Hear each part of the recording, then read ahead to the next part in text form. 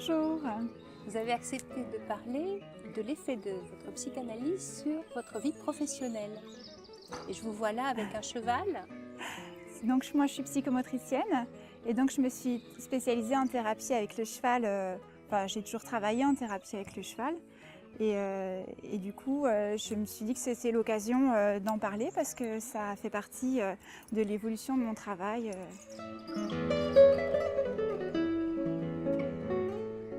Je me suis toujours intéressée au travail avec les chevaux, en thérapie avec le cheval.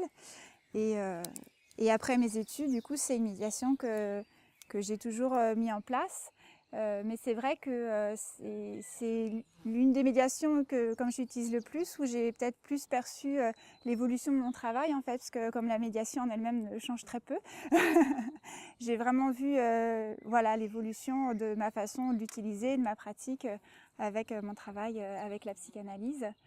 C'est vrai que moi, j'ai fait mes études à la Salpêtrière, à l'université de médecine.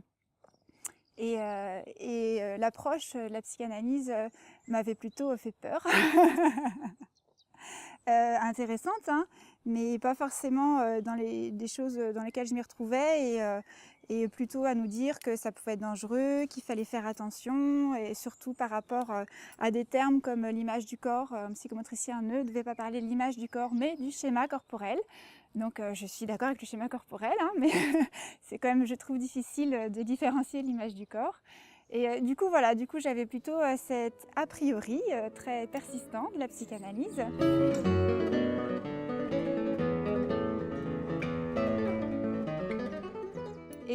Et du coup, j'ai vraiment découvert autrement la psychanalyse avec le service dans lequel je travaille actuellement par l'analyse de pratique, en fait. Où voilà, on travaillait beaucoup en analyse de pratique et j'ai su que plusieurs années plus tard que c'était de la psychanalyse. Oui. Je trouvais ça très très bien. Ça a vraiment déjà changé des choses dans ma façon de travailler, surtout avec des enfants pour lesquels c'était compliqué. Et voilà, et à force de discussion, j'ai su après que c'était une psychanalyste qui venait faire le travail en pratique, en analyse de pratique.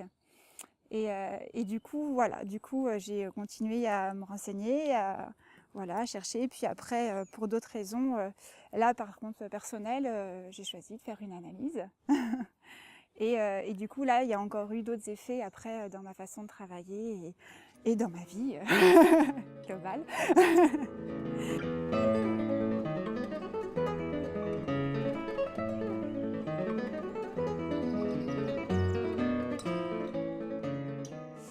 C'est vrai que par rapport à la thérapie avec le cheval, ce que je trouve très surprenant, c'est que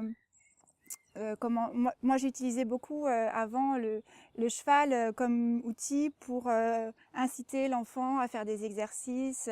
Je dis bah là tiens tu verras, tu peux caresser. Enfin voilà, c'était vraiment un support pour inciter à lui faire des choses en fait. C'était vraiment la dynamique dans laquelle j'étais et je trouvais ça formidable parce que ça fonctionnait plutôt bien.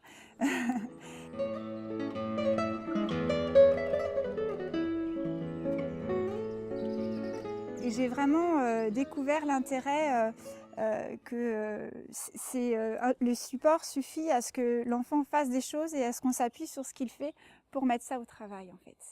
Et ça, on fait encore plus de choses finalement. Et ça permet d'aborder vraiment des questions très importantes et très précises qui sont vraiment les questions des enfants et non pas forcément moi ce que j'avais imaginé qu'eux avaient besoin de se mettre au travail. Voilà, donc ça change vraiment beaucoup la façon de travailler et c'est vrai que le rapport à cette idée qu'on essaie d'avoir une lecture et de savoir quels sont les besoins de l'enfant ou alors vraiment on se met dans une position où c'est l'enfant qui en sait quelque chose et c'est en travaillant auprès de lui dans les détails au plus près qu'on voit là où lui il a besoin d'aller et ce qu'il y a à travailler, bah, ça a vraiment d'autres effets dans le travail avec les enfants.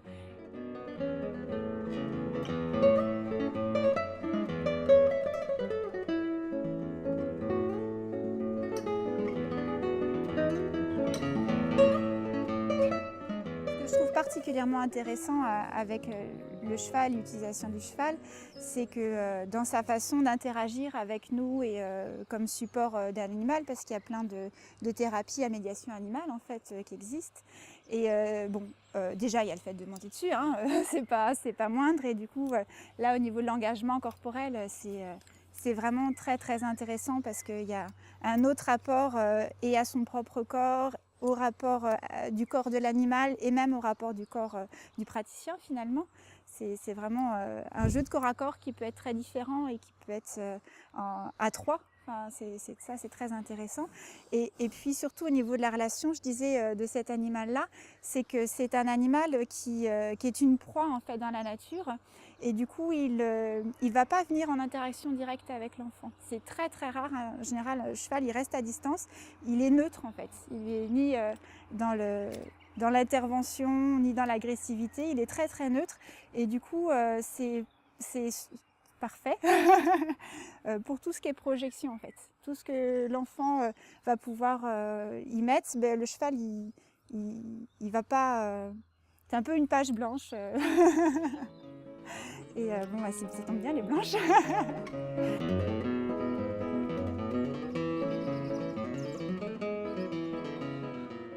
Une page blanche dans le sens où l'enfant, il peut se faire peur, même si le cheval ne va pas être agressif, il peut s'en faire peur. Et du coup, souvent, il y a des enfants qui ont peur de la bouche, qui ont peur des yeux, qui ont peur de la tête.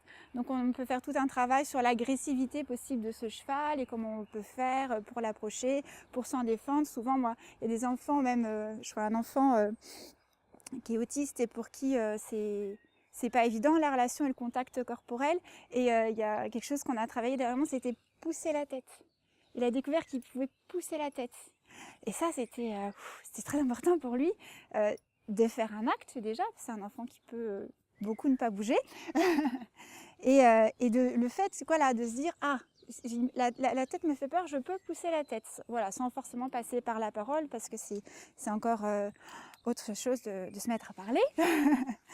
Et du coup, voilà, c'est vrai que ça permet vraiment, chaque enfant, d'autres enfants, voilà, qui n'ont pas du tout cette question de l'agressivité, mais qui au contraire, ils voient plus un gros nounours ou plus, voilà, bah, du coup, ils vont se mettre sur le dos, ils vont vraiment s'allonger dessus et puis vraiment prendre quelque chose de très chaleureux et de très doux. C'est vraiment... Et du coup, le cheval étant neutre dans sa relation, il permet plus facilement ça, en fait.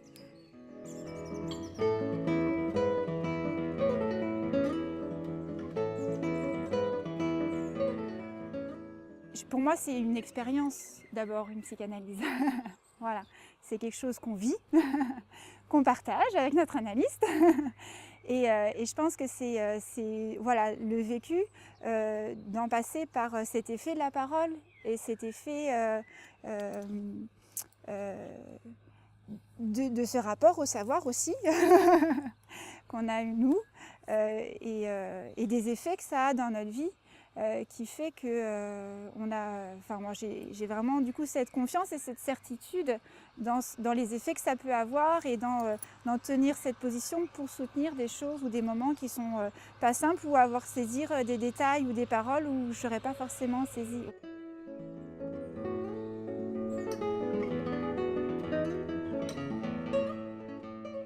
Là c'est plus dans la question du rapport à ma position vis-à-vis des enfants, parce que moi je travaille avec des enfants. C'est vraiment dans cette position d'abord par rapport au savoir, hein, de manière générale, ce que j'expliquais tout à l'heure, où je suis plus voilà, à essayer de savoir ce que je devrais faire à l'enfant, mais vraiment de saisir cette question de son savoir et de comment l'amener à en faire quelque chose pour lui.